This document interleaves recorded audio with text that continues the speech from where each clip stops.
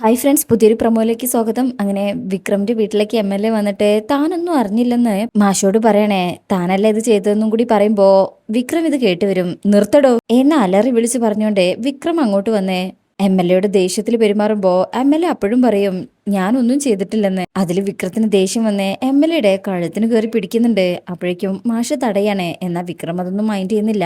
ഈ സമയം അങ്ങോട്ട് വേദയും വരും. എന്നിട്ട് വിക്രമിനെ തടഞ്ഞ് കാര്യങ്ങളൊക്കെ പറഞ്ഞ് മനസ്സിലാക്കാണ്. അങ്ങനെ MLA അവിടെ നിന്ന് പോയി കഴിഞ്ഞാൽ വിക്രം ദേഷ്യത്തിൽ അവിടെ നിന്ന് പോകാൻ തുടങ്ങുമ്പോ വേദ വിക്രമിന്റെ കൈ പിടിച്ചു വെക്കും. ഇതിനുള്ള സമയം അതല്ലെന്ന്. എന്നാ വിക്രമിന് അങ്ങ് ദേഷ്യം വരികയാണ്. കൈവിട്. അത് കേൾക്കുമ്പോൾ തന്നെ വേദ ഞെട്ടിപ്പോകുന്നുണ്ട്. കാരണം വിക്രമിന്റെ സ്വഭാവം ആകെ മാറുകയാണ്. കൈ എടുക്കാനല്ലേ പറഞ്ഞത് എന്ന് ഷൗട്ട് ചെയ്യുന്ന രീതിയിൽ പറയുമ്പോൾ വേദ കൈയെടുക്കണേ. പിന്നാടെ കാണിക്കുന്ന മറ്റൊരു ഭാഗത്ത് നന്ദിനി വേദയോട് സംസാരിക്കുമ്പോൾ വേദ പറയും ഇതല്ല ശരിയായ വിക്രം. നന്ദിനി ഇത് കേട്ടിങ്ങനെ അന്തം വിട്ട് ചിരിച്ചുകൊണ്ട് നിൽക്കുക. പിന്നീട് കാണിക്കുന്ന വേറൊരു ഭാഗത്തെ അവരെല്ലാവരും കൂടെ വർക്ക്ഷോപ്പിൽ ഇരിക്കണേ.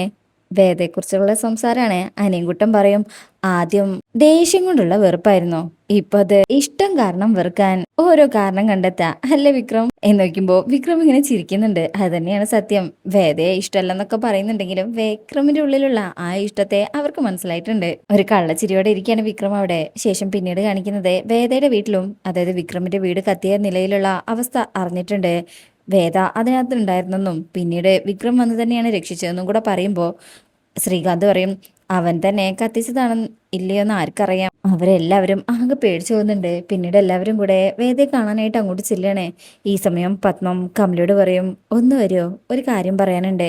മിക്കവാറും വേദയെ ഉടൻ തന്നെ അവിടെ നിന്ന് മാറ്റണം. അതിനുവേണ്ടി കമല മാക്സിമം പരിശ്രമിക്കണം എന്നും കൂടി ആയിരിക്കും ഇപ്പൊ പറയാൻ പോകുന്നത്. അതിന് എന്താ സംഭവിക്കാൻ പോകുന്നതെന്ന് നമുക്ക് അടുത്ത ഭാഗത്ത് കാണാം. ഈ റിവ്യൂ ഇഷ്ടമായിട്ടുണ്ടെങ്കിൽ ലൈക്ക് ചെയ്യുക, സബ്സ്ക്രൈബ് ചെയ്യുക, സപ്പോർട്ട് ചെയ്യുക. താങ്ക്